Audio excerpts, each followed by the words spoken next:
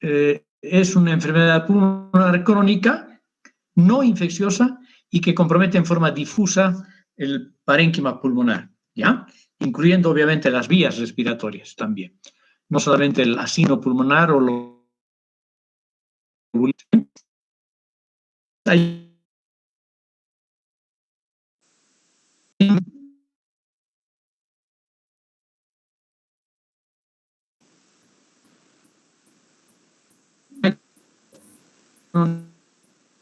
Doctor, hay interferencia, no se lo escucha bien. ¿Hablo más suave? ¿Me escuchan ahora? Doctor, se escuchaba medio entrecortado. Ahora sí está bien. Mejor, ok. Ya les decía que la enfermedad pulmonar crónica puede ser obstructiva o restrictiva, aunque en muchas oportunidades, en una gran cantidad de pacientes, hay una mezcla solapada de ambos tipos de patología, una enfermedad pulmonar obstructiva y restrictiva, ¿ya? La obstructiva, cuando es pura, podríamos definirla como un aumento de la resistencia al flujo aéreo, a cualquier altura, desde la tráquea hasta los alvéolos, ¿no? Por obstrucción total o parcial de estas vías respiratorias. La mayor parte del flujo, del aumento de la resistencia al flujo aéreo se produce a nivel de los bronquios o de diferentes calibres o bronquiolos terminales máximo, ¿ya?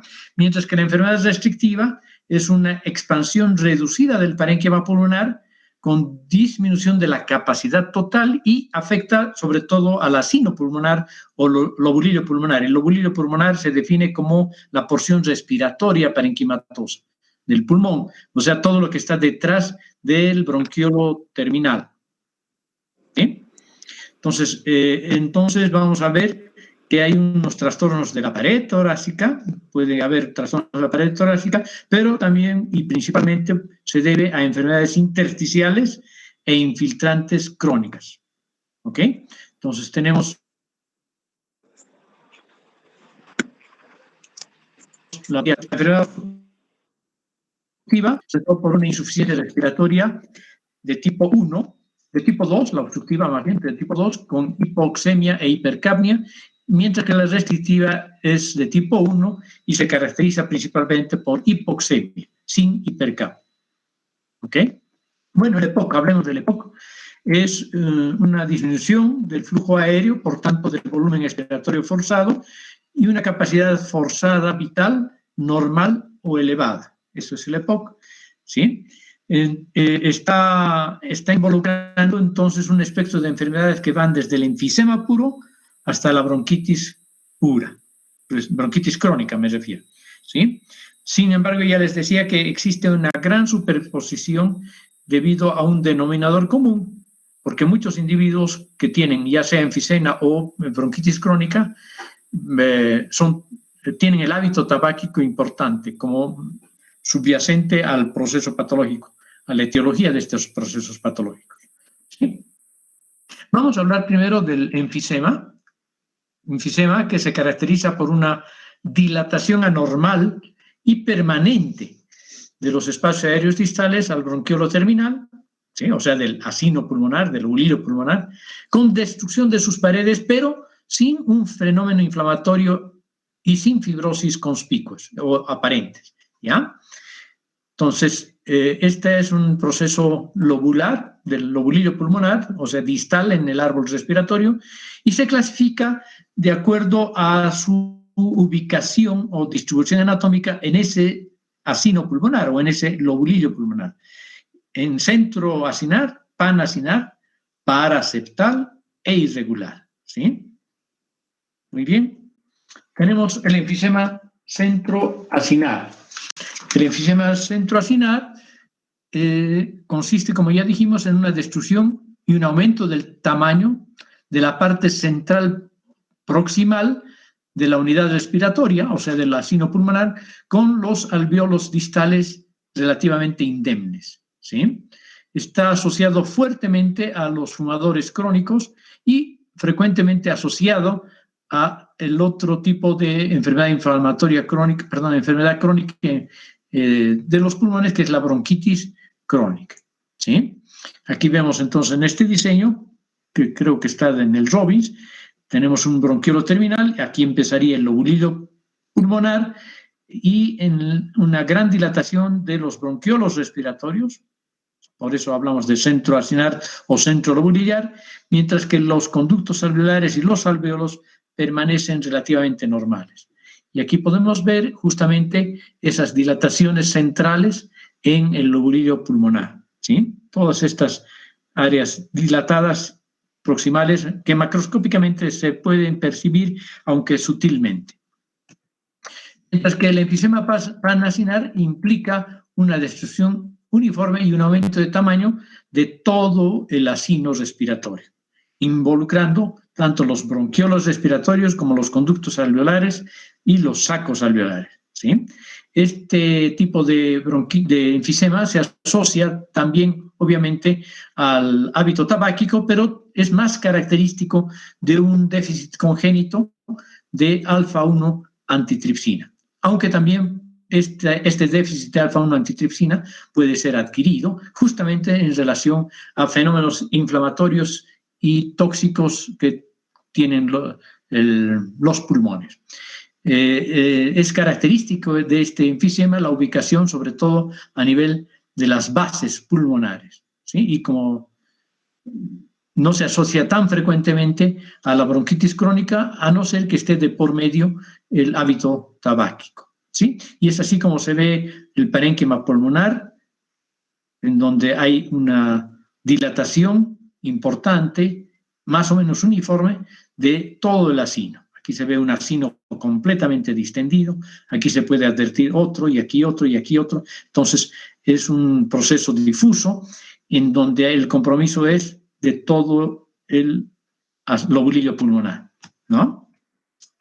Así es como se ve el parénquima pulmonar. Miren, comparen esto, parece realmente un panal en donde hay gran cantidad de lobulillos pulmonares dilatados y destruidos en sus paredes, y aquí se ve justamente esta gran dilatación del parénquima pulmonar con las paredes alveolares adelgazadas, distendidas, colapsadas incluso, pero no se ve un fenómeno inflamatorio importante, ni se ve destrucción, necrosis, ni inflamación. El enfisema paraseptal afecta principalmente a la parte distal del acino, preservando la proximal, o sea que es básicamente lo contrario a lo que ocurre en el centro lobulillar o centro acinar, ¿no? Y generalmente esta dilatación del acino se la observa en la vecindad de la pleura, generalmente subyacente a la pleura, y generalmente se asocia a fenómenos fibrosantes o cicatrices postinflamatorias en el parénquima pulmonar, ¿no? Y es también con frecuencia una lesión a nivel de las bases de los pulmones. Del neumotórax, cuando se rompen estas burlas, estos enfisemas paraseptales, puede dar origen a un neumotórax espontáneo, ¿ya? Y aquí tenemos también aquí en la microscopia se ven áreas congestivas y áreas dilatadas, ¿no? Bien, enfisema irregular es una afectación irregular del acino, como su nombre lo dice. También está asociado a procesos cicatrizales, habitualmente es asintomático porque suele ser pequeño. Otras entidades relacionadas son el enfisema ampolloso, que son burbujas pequeñas de 1 centímetro, generalmente también subpleurales, enfisemas intersticiales por entrada de aire al tejido conectivo del pulmón y del mediastino al tejido subcutáneo. Bueno, ¿cuál es la patogenia? Un desequilibrio entre factores protectores y agresores al lobulillo pulmonar, ¿sí? Entonces, un desequilibrio entre proteasas, que son las agresoras, y antiproteasas, que son las defensoras de la arquitectura pulmonar a este nivel, ¿no? Todo este desequilibrio ha sido investigado y está sustentado por, uno, individuos con un déficit hereditario del principal inhibidor de la proteasa, que es la alfa-1 antitripsina, justamente presenta un enfisema invariablemente a una edad temprana, y más temprana aún si fuma, ¿sí?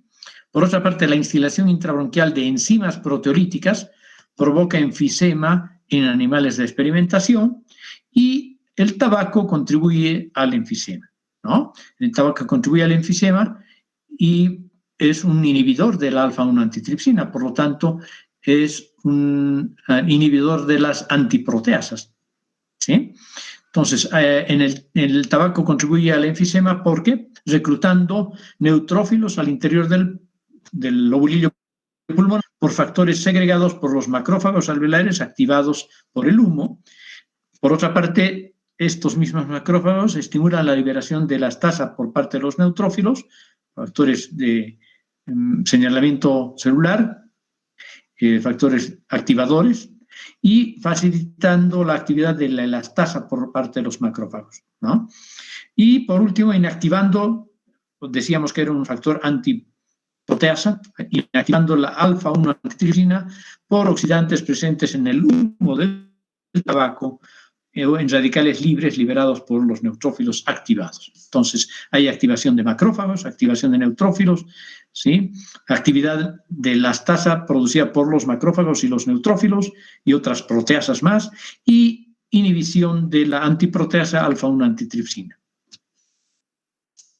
Aquí tenemos justamente todas estas agresiones, la nicotina, las especies de oxígeno activado que provocan radicales libres con inactivación más bien de las antiproteasas y causando una deficiencia adquirida del alfa-1 antitripsina funcional, una activación de los neutrófilos, una activación de los macrófagos y una deficiencia congénita, además puede haber, de alfa-1 antitripsina que se suman a esta deficiencia adquirida funcional, y producción por parte de los neutrófilos, principalmente de unas proteasas, sobre todo la elastasa, que se encarga de romper el tejido elástico que hay en las paredes alveolares y provocando esta dilatación del compromiso, del acino comprometido, del componente acinar comprometido, ¿no?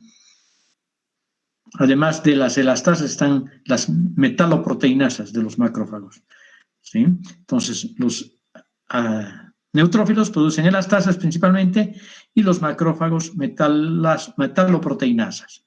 Y aquí se ve cómo va activándose las formas activadas de oxígeno, el humo del cigarrillo y todo lo que hemos descrito con la producción de neutrófilos de las elastasas, de las proteasas que rompen las fibras elásticas pulmonares y que van destruyendo la pared sin un incremento importante del fenómeno inflamatorio.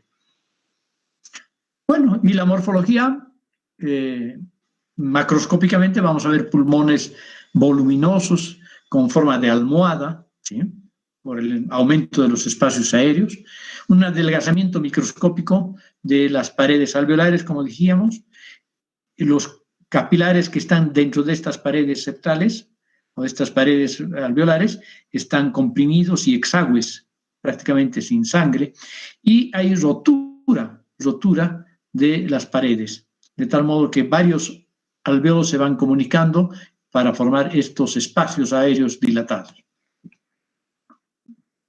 Otra entidad es la bronquitis crónica, que por definición implica la presencia de una tos persistente que produce expectoración durante por lo menos 3 meses durante 2 años consecutivos, ¿sí? En la patogenia tienen que ver la irritación crónica de las vías respiratorias por sustancias inhaladas, especialmente el humo del tabaco. Aquí el humo del tabaco participa de manera importante, por eso es que son tan frecuentes estas enfermedades, el EPOC en particular. Y los irritantes que tiene el tabaco desencadenan una hipersecreción de moco, una hipertrofia de las glándulas mucosas, una metaplasia de las células caliciformes en el epitelio bronquiolar y fenómenos inflamatorios a nivel de los bronquiolos, bronquiolitis, ¿sí? Entonces, esto es justamente lo que caracteriza histológicamente, anatómicamente, a la bronquitis crónica. hipersecreción de moco, hipertrofia de las glándulas mucosas, metaplasia de las células caliciformes en el epitelio bronquiolar, porque las células caliciformes normalmente no deben llegar hasta los bronquiolos, ¿sí? Tienen que ir disminuyendo significativamente en número, en su presencia, a partir de los bronquiolos terminales. Y un fenómeno inflamatorio, la bronquiolitis, ¿sí? Bueno, ¿y cuál es la morfología en la bronquitis crónica? Hiperemia y edema de la mucosa, secreciones mucinosas incrementadas que pueden llegar a formar moldes que llenan las vías respiratorias. Esto mismo también se puede ver en el asma. Aumento de tamaño de las glándulas mucosecretoras, una hiperplasia de las glándulas, ¿sí?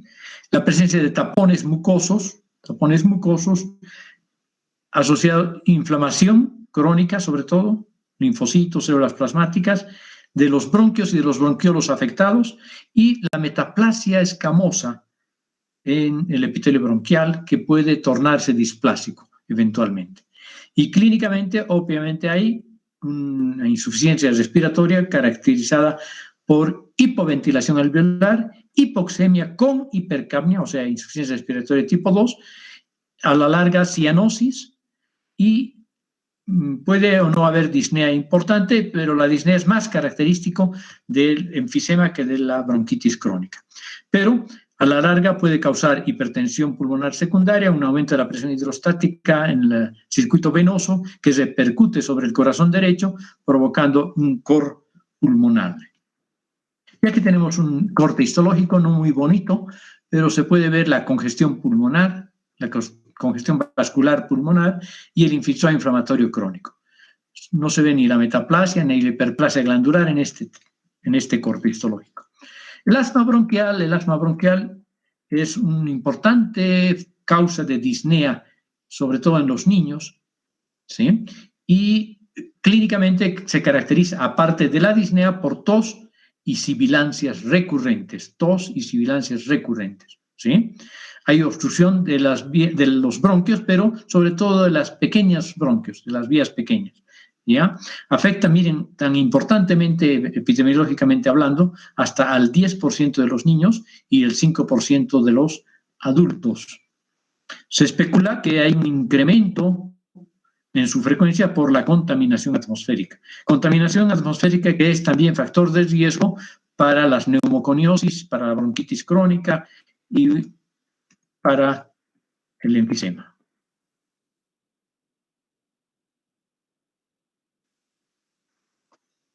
Ok. Estábamos acá, ¿sí? Entonces, independientemente de la causa, el patrón de respuesta es similar. Un tipo de inflamación crónica de bajo grado, no hay un gran proceso inflamatorio, sobre todo la que diversos estímulos producen exacerbaciones agudas, ¿ya? Entonces, es un proceso crónico con exacerbaciones agudas, típicamente, ¿sí? Hay varias causas conocidas, la alergia, sobre todo por ácaros domésticos, fenómenos infecciosos por infecciones víricas, exposición laboral a agentes como los alergenos irritantes directos, fármacos como los agonistas beta-asa, los gases irritantes, dióxido de azufre, óxido nítrico. ¿Qué pasa?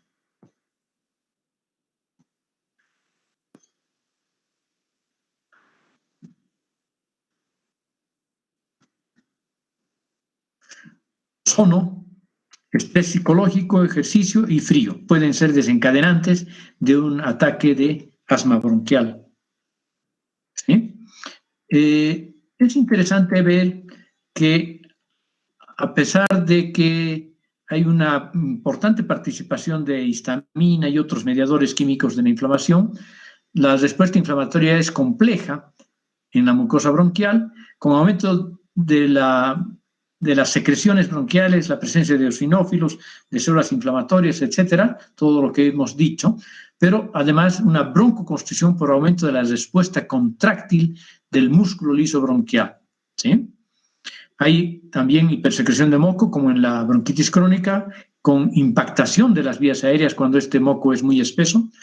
Hay edema de la mucosa que produce estrechamiento de las vías aéreas, que incrementa el proceso obstructivo, parcial por lo menos, de la broncoconstricción. Hay extravasación de plasma en los tejidos, sobre todo a nivel de la submucosa, de la pared bronquial, y a través de la pared vascular, que aumenta la permeabilidad, infiltración por eosinófilos, mastocitos, células linfoides y macrófagos, ¿sí? Puede haber en etapas, en procesos graves, una necrosis focal del epitelio de las vías aéreas, con fibrosis secundaria, ¿sí? El tabique contiene cristales de Charcot-Leyden, que son cristales derivados de los gránulos de los eosinófilos típicos, y espirales de Kurzmann que se ven en el esputo, que son los que se forman a manera de moldes mucosos por lo espesos que son a nivel de las vías respiratorias, sobre todo de pequeño calibre.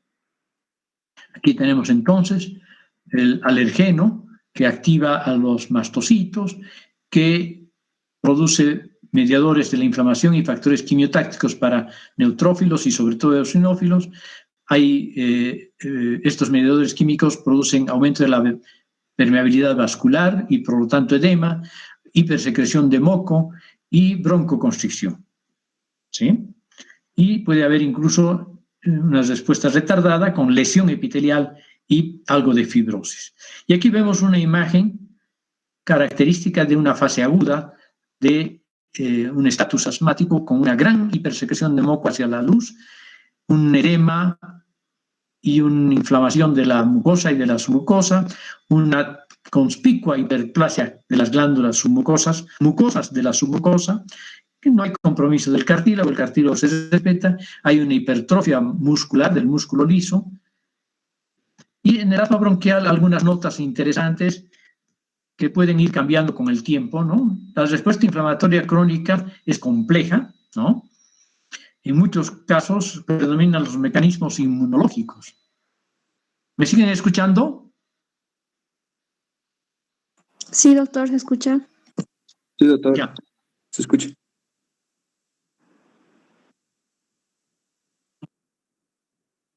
Bueno, entonces hay diapositiva, ¿no? Sin embargo, es interesante el hecho de que me he salido. Creo que estamos por aquí, sí. Ok. Es una respuesta inflamatoria compleja. En muchos casos predominan los mecanismos inmunológicos sobre los inflamatorios, ¿sí? ¿Por qué? Porque aunque los mastocitos son importantes y liberan histamina, los antihistamínicos no son los medicamentos clínicamente útiles, lo que difiere entre el asma y otros cuadros de hipersensibilidad de tipo 1, en los que los mastocitos son protagonistas también. Y más bien, parece que el protagonismo en la respuesta terapéutica, por lo menos, es el linfocito T.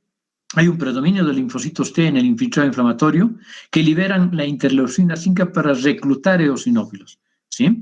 Se cree entonces que los eosinófilos son importantes en la patogenia, liberando leucotrienos y prostaglandinas y factor de necrosis tumoral y además de un factor activador plaquetario que aumenta la respuesta al músculo liso, producen contracción y estrechamiento de las vías aéreas, a largo plazo incluso, ¿no?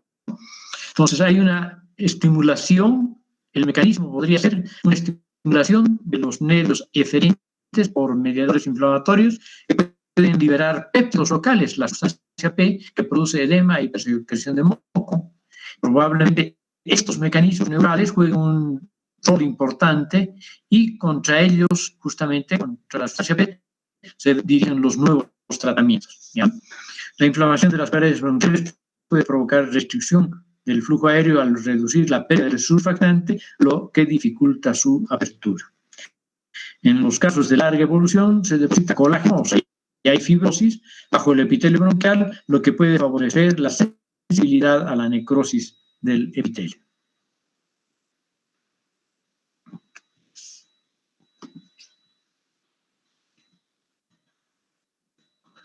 Muy bien, vamos a hablar ahora de bronquiectasias. Las bronquiectasias son, como ya saben ustedes, dilataciones anormales del árbol bronquial, sobre todo distal, pero también proximal, relativamente, dependiendo del grado de la bronquiectasia, que predisponen a la infección. Bueno, esto es un círculo vicioso. La infección y otros procesos alérgicos también predisponen a la bronquiectasia y la bronquiectasia predispone a las infecciones.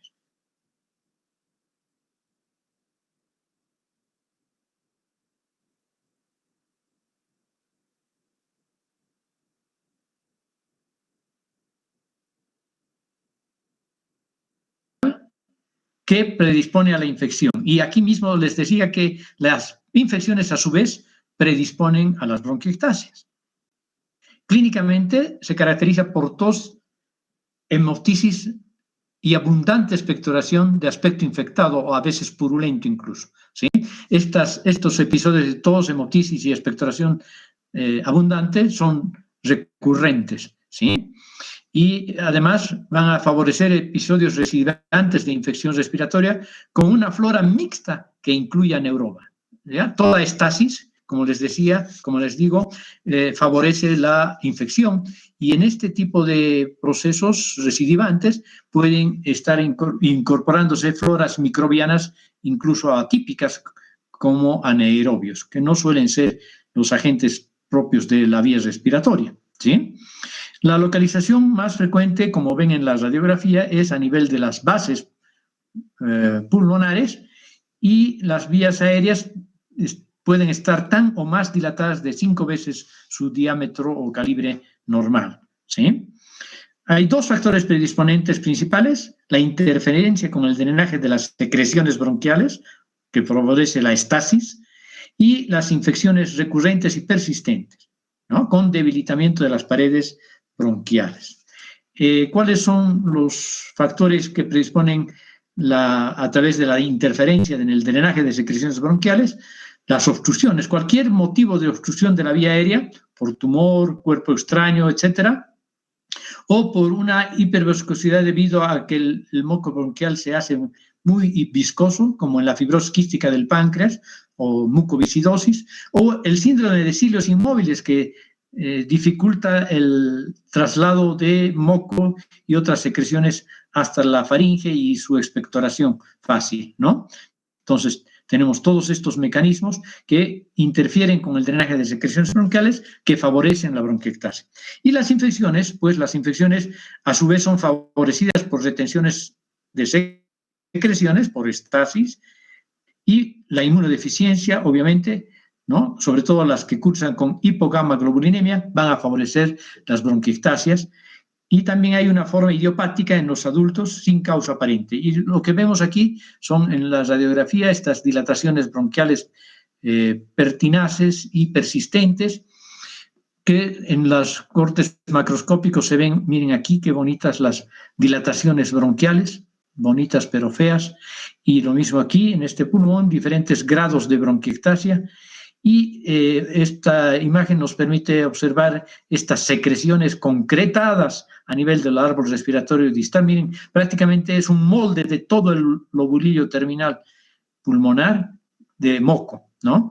Y aquí se ve, esta diapositiva se ve la imagen histológica clásica con destrucción, un aumento de la luz, una dilatación luminal, unas paredes destruidas, parcialmente ulceradas, con presencia de inflamación y por fuera fibrosis también puede haber, ¿ya?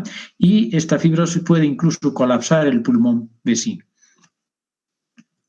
Y aquí tenemos grados extremos de bronquiectasias, una bronquiectasia congénita, seguramente por deficiencia de algún factor como la mucoviscidosis, ¿no? La fibrosis quística del páncreas, lo mismo aquí, tremendas bronquiectasias, y es así como se ve prácticamente como un pulmón terminal, parecido a la fibrosis intersticial difusa que nos mostraba el doctor Flores en la anterior clase, ¿no? Engrosamiento de las paredes, dilatación de las luces y poca inflamación, sin embargo, y puede haber, claro, algo de congestión vascular por la compresión de estas expansiones. Y, claro, normalmente en la fase aguda hay mucho proceso inflamatorio. Aquí ya no se ve mucho porque es una etapa crónica, terminal, pero en una etapa activa de las bronquiectasias se ve gran inflamación y gran destrucción, como veíamos aquí, en esta imagen histológica. ¿Sí? Bueno, ¿cuáles son las complicaciones de las bronquiectasias? Supuración crónica, abscesos pulmonares, diseminación hematógena de la infección, que incluso puede llegar a producir absceso cerebral, y amiloidosis. Ayer he reportado un absceso cerebral, pero no se sabe exactamente cuál es el origen de la diseminación hematógena, a partir de qué lugar ha llegado ese absceso, ese proceso infeccioso, inflamatorio, supurativo y abscedado al cerebro en ese paciente.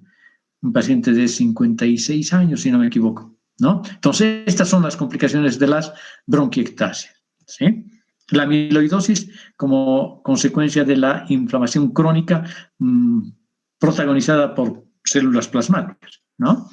Bueno, y ahí sería, ahora solamente vamos a hacer un resumen, justo para que tengan tiempo de descansar antes de la clase de cirugía, de estas enfermedades que acabamos de ver, ¿ya? Enfermedades pulmonares obstructivas, enfermedad y mecanismo, vamos a ver, ¿ya? Enfermedad y mecanismo, solamente a manera de resumen. Asma bronquial, hiperreactividad de las vías aéreas secundarias a varios estímulos, episodios de broncoconstricción, eso es lo más característico, diríamos, ¿no? Puede dividirse en asma atópico, o sea, alérgico extrínseco, y asma no atópica o intrínseca, ¿sí? En el asma atópica, los alergenos son inhalados y se produce una respuesta de tipo hipersensibilidad de tipo 1. Es responsable del incremento de eosinófilos en los tabiques alveolares y en la sangre periférica también. Y el asma no atópica intrínseca es una broncoconstricción producida por infecciones localizadas en el pulmón o en otros territorios, frío, contaminantes atmosféricos, y está presente típicamente en adultos de mediana edad, mientras que la hipersensibilidad de tipo 1 generalmente empieza en la infancia o adolescencia, ¿ya? Luego tenemos la bronquitis crónica. La bronquitis crónica, como mecanismo, irritación crónica de las vías aéreas por tóxicos inhalados, como los cigarrillos y la polución del aire. Se complica por infecciones repetitivas, con tos productiva por más de 3 meses por 2 años consecutivos. Existe hipersecreción de moco, hipertrofia de las glándulas mucosas de la submucosa e hiperplasia de las células cariciformes. Son los principales rasgos de la bronquitis crónica. ¿Y cuáles son los principales rasgos del enfisema? Que hemos de clasificar en los 3 principales grupos, ¿no? Hay otros: centrolobular o centroacinar, panlobular o panacinar y la paraseptal o irregular, ¿sí? Tenemos en el enfisema en general el mecanismo, una destrucción de la estructura acinar normal de las paredes de los alvéolos con dilatación secundaria de los espacios aéreos, ¿sí? En la de tipo centroacinar, afectación predominante de los bronquiolos respiratorios y de las estructuras proximales del acino respiratorio, respetando, en cambio, los alvéolos distales. El hábito tabáquico es lo que predomina en este como causa y mecanismo, y es mayor el compromiso a nivel de los ápices pulmonares. Creo que no dijimos esto. Compromiso predominante a nivel de los ápices pulmonares. Mientras que el panacinar va a estar predominantemente localizado en las bases pulmonares. Hay un compromiso de todo el acino pulmonar, o sea, tanto proximal como distal, el bronquiolo respiratorio, más los alvéolos y los sacos alveolares, y está frecuentemente asociado a un déficit de la enzima alfa-1 antitripsina, ¿sí? Que puede ser congénito también. Y el paraseptal con cicatrices focales irregulares, frecuentemente subpleurales y pequeños espacios aéreos dilatados, ¿sí? Bronquiectasias, por último, infección crónica que determina una destrucción y dilatación de los bronquios. Pueden ser localizadas o difusas, ¿sí? Las localizadas, una obstrucción local por un fenómeno obstructivo local, obviamente, que puede ser una neoplasia, con agrandamiento ganglionar o un agrandamiento ganglionar o un cuerpo extraño o una obstrucción secundaria a un fenómeno infeccioso. Entonces, localizado en el sitio de obstrucción aparentemente, ¿no? Y las difusas, secundaria a una condición congénita, tal como hemos descrito la fibrosis quística o mucoviscidosis, el síndrome de cilios inmóviles, el síndrome de Cartagener y que afectan funcionalmente las vías respiratorias, causando una obstrucción de la luz por dilatación de la mucosa o procesos que favorecen la estasis pulmonar. Muy bien, jóvenes, ahí hemos terminado esta presentación de EPOC.